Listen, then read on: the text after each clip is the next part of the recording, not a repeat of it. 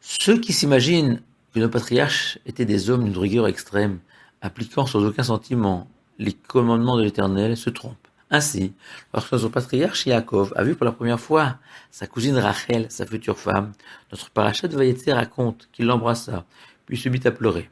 Le Ibn Ezra précise que Yaakov s'est contenté de poser ses lèvres sur le front, sur les épaules de sa cousine.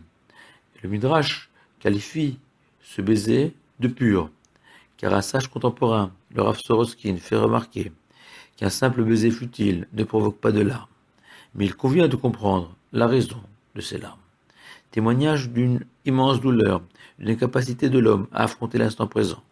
Le Midrash explique que Yaakov s'est souvenu que le serviteur de son grand-père Abraham était venu les bras chargés de bijoux pour les offrir à Rivka, sa maman, et la convaincre d'épouser Yitzhak, alors que lui, Yaakov, avait été entièrement dépouillé en chemin, et qu'il n'avait pas même une petite bague à donner à Rachel. Et les sages expliquent que ce n'est pas la perte financière subie qui a fait de la peine à Yaakov, car un juste ne s'attriste pas devant un tel dommage, confiant dans la volonté de son Créateur. Non. Ce qui a attristé Yaakov, c'est l'impression que Rachel aura de lui, le voyant arriver comme un homme sans éducation, sans aucune galanterie, ne prévoyant pas la moindre petite attention pour celle qu'il aime déjà. Le Sforno préfère voir dans ses larmes l'expression d'un autre regret. Yaakov était déjà âgé de 77 ans lors de cette rencontre avec Rachel, et en découvrant sa beauté et sa piété, il a alors regretté le temps perdu seul, et qu'il aurait tant voulu l'épouser dans sa jeunesse et lui offrir le tonus et l'énergie de ces belles années.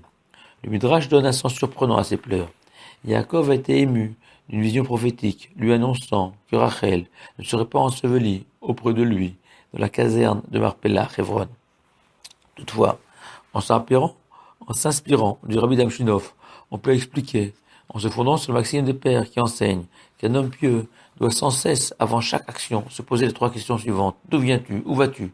Et devant qui devras-tu rendre compte de tes actions sur terre? Et Jacob, en voyant Rachel, s'est posé ces trois questions. En se demandant d'où viens-tu, il s'est souvenu de ses 77 années passées seul, sans le soutien de Rachel. En pensant à la question où vas-tu, il a alors eu cette vision de Rachel enterrée seule sur le chemin de Bethléem. Et enfin, en se demandant à qui il devrait rendre des comptes, il s'est souvenu de deux choses. Premièrement, les gens penseront, en lisant cette paracha, que je n'avais pas de savoir-vivre. Mais aussi, ils interpréteront mal le baiser que je donnais à Rachel. Et de cela aussi, je devrais m'en expliquer devant les rois des rois. Un romancier français disait que rien ne sèche plus vite une larme qu'un baiser. Pour Yaakov, c'est de son baiser qu'ont jailli ses larmes. Shabbat Shalom à vous tous.